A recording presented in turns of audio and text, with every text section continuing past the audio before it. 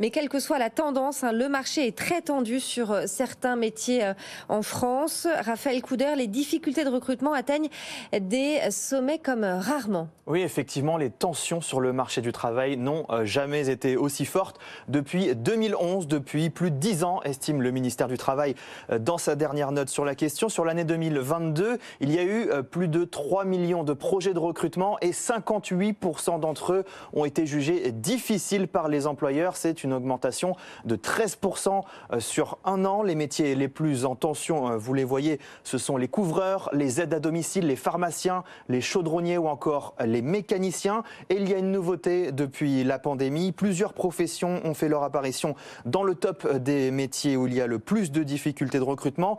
Par exemple, les infirmiers sont désormais très difficiles à trouver. Même chose pour les menuisiers ou certains ouvriers qualifiés. Alors justement, cette semaine, on l'a appris, le gouvernement veut simplifier le recours à la main-d'œuvre étrangère pour pallier ces tensions sur le marché du travail. De quelle manière exactement, Raphaël ? Alors, le gouvernement propose la création d'un nouveau titre de séjour pour faciliter le recrutement d'étrangers dans les secteurs en tension justement.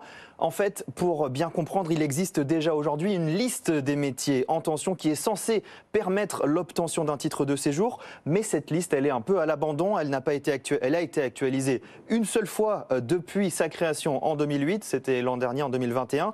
Et le gouvernement veut donc réviser cette liste de manière plus régulière. Des concertations vont avoir lieu en ce sens avec les partenaires sociaux dès ce mois de novembre. Et surtout, le gouvernement, il souhaite mettre l'accent sur les travailleurs immigrés déjà en France et sans papier. Cette liste de métiers en tension, elle va pouvoir leur permettre d'obtenir un titre de séjour plus facilement et plus rapidement. C'est une façon de mettre fin à une forme d'hypocrisie, dit le ministre du Travail. Et ça répond aussi à une logique comptable, parce qu'aujourd'hui, les finances publiques perdent 5 à 6 milliards d'euros chaque année à cause du travail dissimulé.